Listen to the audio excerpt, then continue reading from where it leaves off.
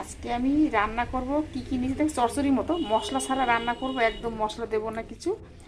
এই দেখো, মূলো, আর আমি লাউ শাক রেখেছিলাম, তার পাতাটাকে আমি করে নিয়েছি, মানে বাটা খেয়ে নিয়েছি।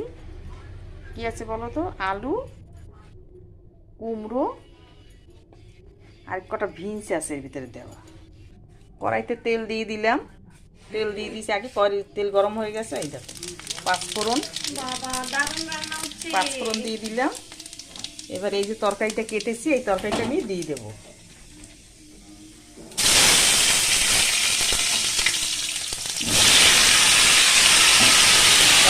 দিয়ে ভালো করে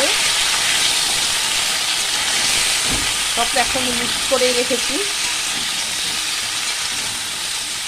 ভালো করে নেড়ে, এই দেখো নেড়ে চেড়ে দিচ্ছি। এবার আমি দিয়ে দেবো এই দেখো হলুদ, হলুদ দিয়ে দিলাম, হলুদ দিয়ে দিলাম। হলুদের পরে দেবো নুন,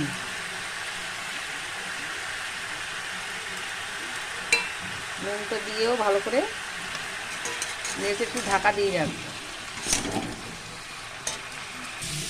এরকম নাড়াচাড়া দিলাম, নাড়াচাড়া দিতে দিতে কী হলো বলো, তেলটা আমি যেটুকু তেল দিয়েছিলাম সেটুকু ভাজা হয়ে গেছে, তেলটা ছেড়ে দিই।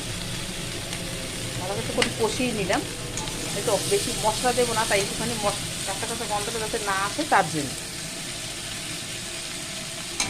মূলো আছে তো, মূলোর গন্ধ আমার ছেলে খেতে পারে না, এটা আমার কর্তা খুব ভালোবাসে মূলো খেতে, তার জন্য এটা আমি করছি। সব রকমের সবজি করতে হয়, কিন্তু সব রকমের সবজি আমার ঘরে নেই, তার জন্য ওটা আমি সব রকমের সবজি নেই বলে আমি এরকম করে নিচ্ছি। এদিকে আমি একটু গরম জল করে নিলাম, যেহেতু ঠান্ডা পড়ে গেছে একটু গরম জল দেবো, তা এই একটু জল দিয়ে নেব, জল দিয়ে দিলাম। একটু সেদ্ধ হতে একটু সময় লাগে, মূলোটা একটু সেদ্ধ হতে সময় লাগে। এবার দিয়ে দেবো কাঁচা লঙ্কা চিড়ে রেখেছি, কাঁচা লঙ্কা চেরা, এইটা ব্যাস। এবার আমি ঢাকা দিয়ে রাখবো, সেদ্ধ হয়ে যাবে। এই দেখো, এখনো সেদ্ধ হয়নি, তার একটু সেদ্ধ হবে।